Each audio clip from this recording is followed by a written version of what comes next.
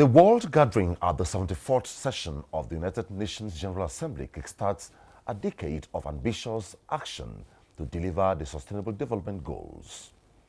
Heads of states and governments have made strong commitments and mobilized action that will ignite the transformation needed to secure a healthy, peaceful, purposeful, and prosperous living for all in the world. The focus on the program today is on the high-level engagements at the 74th session of the United Nations General Assembly. Action for people and the planet.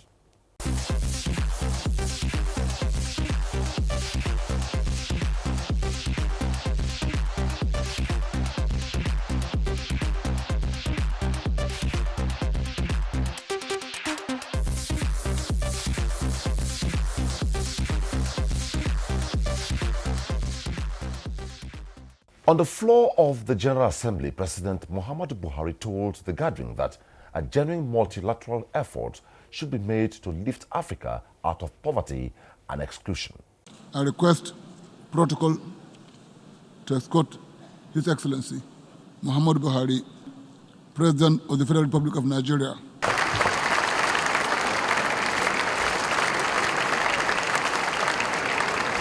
And when the proud Nigerian leader eventually took the floor, the world listened as he delivered what many described as a well-thought-out speech that will remain a standard of reference for the United Nations in its efforts at enhancing global peace and sustainable future for all.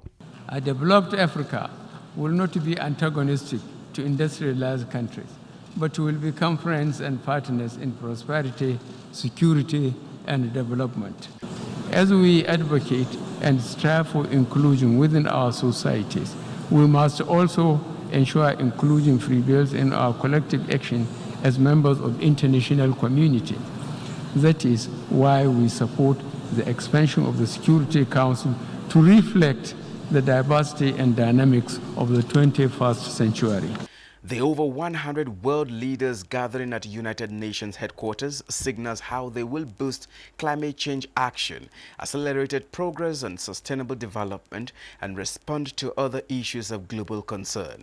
President Muhammadu Buhari says that Africa is charging the United Nations with a singular task of initiating the effort of development, as the UN has in place processes for promoting collective action to combat global threats.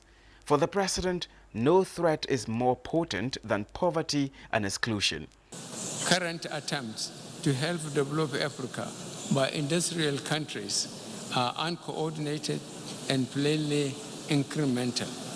We have the skills, the manpower, and the natural resources, but in many instances, we lack the capital.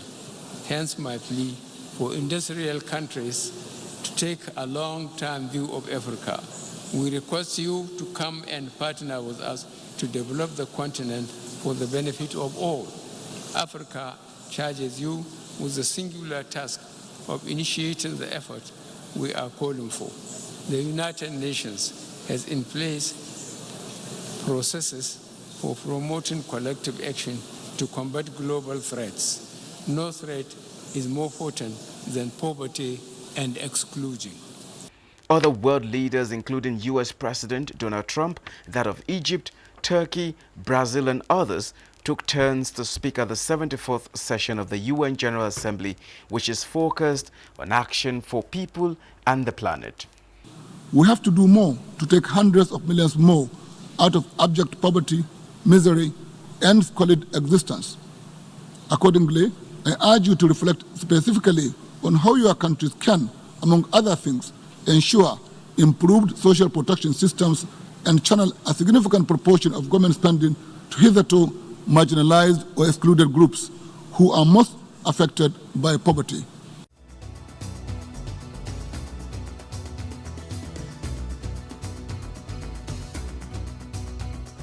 Welcome to Diplomatic Ties. And we're doing our best to make it as convenient and easy as possible for prospective students. What we can do is just support the efforts of West African countries to integrate, to organize a better regional, political and economic integration.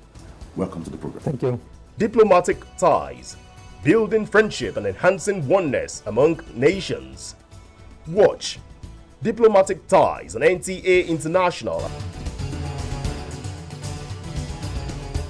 Highlighting President Buhari's engagements, Nigerian Minister of Foreign Affairs Geoffrey ONYEAMA said, there was a climate summit also, the climate action summit that he attended, and again talked about the government's initiatives, especially the actions that the government is taking regards to mitigation, adaptation of against climate change, and global warming. So he's engaged with that. He's had bilateral meetings with the president of Portugal, looking at some of the security and other challenges facing the African region. And he met with the former Prime Minister of Australia, Kevin Rudd, looking at issues of clean water and sanitation, and also steps that Nigeria is taking in that regard. So he also attended a high-level event on sustainable development as well, where he also delivered a statement on all the steps that Nigeria was taking to attain the goals of the SDGs and promote sustainable development in the country. So it's been it's been a very good UNGA General Assembly for Nigeria, led by Mr. President. On the priority of the 74th session of the United Nations General Assembly, the minister had this to say. Education is something that Mr. President and the country, the government are doing a lot with regards to that, especially girl-child education as well, but also quality education and eradication of poverty. Of course, in Mr. President's speech, he spoke at length on the social investment program and all the different aspects of that as a concrete program to address poverty in the country, and inclusion is also something that we're giving, the government is putting a lot of emphasis on, especially, as I said, in the girl-child education and women empowerment, How involving was the high-level engagements at UNGA 74 and moving on from there as a country? The government is putting a lot of emphasis on, especially, as I said, in the girl-child education and women empowerment, Just yesterday, there was a high-level meeting on the SDGs where the president was there and received the report. Do you think the integrated SDG, of course, this social investment program of the federal government is in line with the agenda of the 74th Assembly? Yes, absolutely. I mean, we saw at that side event that in fact Nigeria is setting the pace somewhat, in integrating the SDGs and in terms of the concrete programs that are being undertaken to achieve the goals of the SDGs. And I think this came out, very clearly in all the areas regarding health, poverty eradication, education, and so forth. The Sustainable Development Goals was focal at UNGA 74.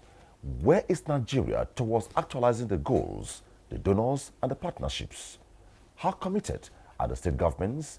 What is happening at the national level? President Muhammadu Buhari says for the United Nations Agenda 2030, which envisages a world free of poverty, hunger, disease and want to succeed, various obstacles faced by member nations must be addressed through collective actions. Addressing a high-level political forum on sustainable development, the president laments that Nigeria's efforts towards achieving sustainable future are being hampered by emerging megatrends such as climate change, irregular migration, rapid urbanization, population growth, technology advancement, and new rigid trends in financing for development. Like many developing countries, Nigeria has its fair share of climate migrants forcibly uprooted from their lands in view of the effect of climate change on livelihoods. In this connection, we call on the international community to fulfill its obligations relating to finance, technology, and capacity building. Nigeria, he said, has embarked on stakeholder engagement and policy approach towards ensuring equitable spread of affordable housing, education, and health facilities while introducing measures that will minimize tax evasion, illicit financial flows, and financial leakages. It is important to reiterate the realities of our interconnectivity, which requires that we continue to work together for the realization of the SDGs in such a manner that no one is left behind. We must therefore remain resolute in seeking new durable solutions for the comprehensive attainment of the 2030 development goals.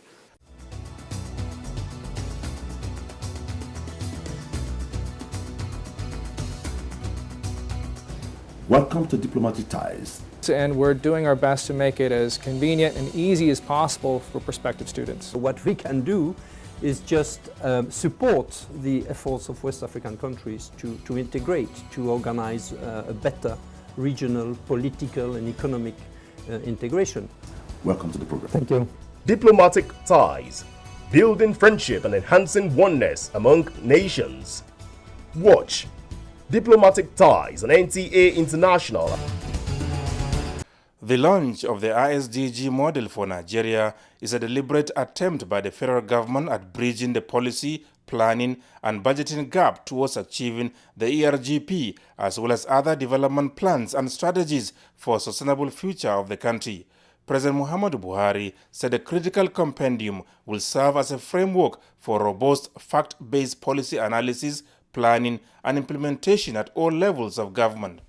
As a government, we have since recognized that to achieve the 2030 agenda and the SDGs, we must scientifically understand our implementation context, carefully formulate policies and programs, and judiciously apply human and financial resources.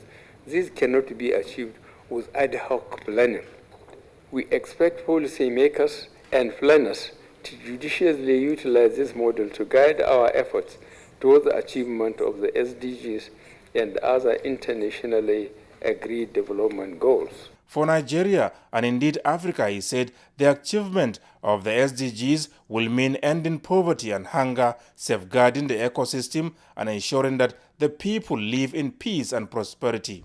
I am aware from official statistics that approximately 54% of Nigerians live below the poverty line as defined by World Bank. It is pertinent to state that reducing extreme poverty and hunger is one of the cardinal objectives of our administration. It is for this reason that in May this year, we committed ourselves to lifting approximately 100 million Nigerians out of poverty within 10 years period. I look forward to seeing the 36 states and the FCT customize this planning tool at the state level. The Senior Special Assistant to the President on SDGs said her office will work closely with all collaborating partners in institutionalizing and domesticating the model at both federal and subnational levels. With the official launch of ISDG model report today, Nigeria is the first of the few countries in the Global South to have developed this document. Mr. President, the SDGs cannot be achieved unless the situation in the Lake Chad Basin is addressed. I would like to commend Your Excellency for your leadership in raising this global attention to this issue. I want to assure you that the African Development Bank will fully support you on your drive to accelerate these SDGs. Thank you, Mr. President, for this opportunity, and congratulations for this excellent report. And thank you for declaring that fighting poverty is your #1 priority. I've already congratulated your economic team. You know my view. I called you the day you appointed this team. It's a fantastic team, a fantastic idea, and I hope they will help you. The high-level side event was put together by the federal government in collaboration with the UNDP on the margins of the United Nations General Assembly. I think it's just a question of a roadmap that is being set up and which is open for different partners to come in. And one of the points that was being made, of course, is that you need also the funding. You need to be able to achieve a lot of the goals, and that's always a big challenge. And we saw in the side event where the president of the African Development Bank was there, and the various commitments that were made in terms of funding. And of course, there are other donors and other partners that that are pitching in. But the important thing, I think, for the donors and the partners is to see also the steps that are being taken by the country, and how coherent the plan is going forward, and the political will and the buy-in. And I think they're seeing that with Nigeria, right up to the highest level, that there is this buy-in, and that's obviously going to make it easier, I think, for donors and other partners to engage. On a bigger picture, are the African countries at par with the rest of the world in working towards beating the deadline? I think, a lot of the African countries, I think each country has to go according to its own pace, and I think it's not a competition, in that sense, but we have a 2030 Agenda 2030, which is the SDGs. The African Union has its Agenda 2063. And so these are complementary roadmaps, and so the African trajectory in the framework of the 2063 agenda, is in sync with the 2030 agenda of the UN. So I think every country in Africa is essentially engaged in charting its course along that path. Each state obviously has their priorities, but I think that all the states can buy into all the goals. We're a developing country. We have a long way to go, and those goals, achieving them, are precisely what are going to transform our societies, our country. So education, is important. Eradicating poverty. The government is looking at, lifting 100 million people, out of poverty. In the next 10, 15 years. So, and these are the issues that every state is facing: education, security, and job creation, health, climate action. These are all goals that I think all the states have an aspiration to achieve.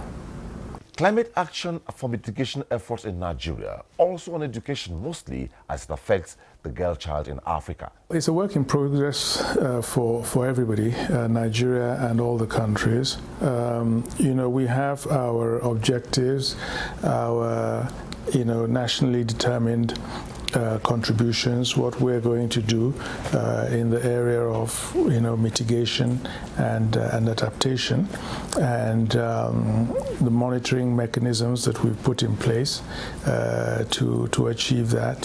So cleaner energy, of course, cleaner sources of energy, gas flaring, going more into public transport, electric cars, possibly, just reducing our carbon emission, and of course planting more trees, all initiatives that we are taking in the framework of climate action. Mr. President articulated a large number of these, and and so we're supportive of it. We believe that it's a challenge, it's a global challenge, and we are doing what we have to do in that context. And we have an ambitious targets under our nationally determined contributions, and we're keeping up to those commitments pretty much. Our takeaway is that we have engaged with the international community very successfully on Nigeria's agenda, Nigeria's priorities, and that those priorities of ours are in sync with the UN's roadmap for the next 1 year as enunciated by the President of the General Assembly. So we have been able to show the government will and the political will to achieve and move forward in the areas of the climate action and sustainable development goals. So we are fairly confident that as a result of what we've been able to show here as a government and the side events organized by various groups in Nigeria, that we will get support from the international community, and especially donors and other partners. So from that point of view, I think we can say that what we've really taken away is that is in persuading that we feel we've been successful in persuading our international partners and donors to come with us and support us as we go forward. A lot of it is cultural, and so we have to address that also just from a cultural perspective. But for the government, it's absolutely key. We have to get girls educated, and part of achieving the SDGs is precisely that without if you're not educating girls in your country, you're not going to succeed in achieving the SDG goals. That's almost clear. The much talked about xenophobic attacks in Africa. What next? The General Assembly, when Mr. President went to speak, you had the President of the General Assembly, who was a Nigerian, you had the Deputy Secretary General, who was a Nigerian, and at the side event on the Sustainable Development Goals, you have the Regional Director for Regional Bureau for Africa, Director of UNDP, who is a Nigerian. So we have a lot of very positive achievements and positive images of the country. So of course, you have also the negatives, but clearly we have a lot of positives. That Nigeria is now the head of the General Assembly, controlling all the other nations of the world. I feel very proud. We are going back home with more ideas on how to resolve these challenges that we are facing. That's the package on diplomatic ties. Many thanks to all those who made it happen. Thanks for watching. Bye-bye.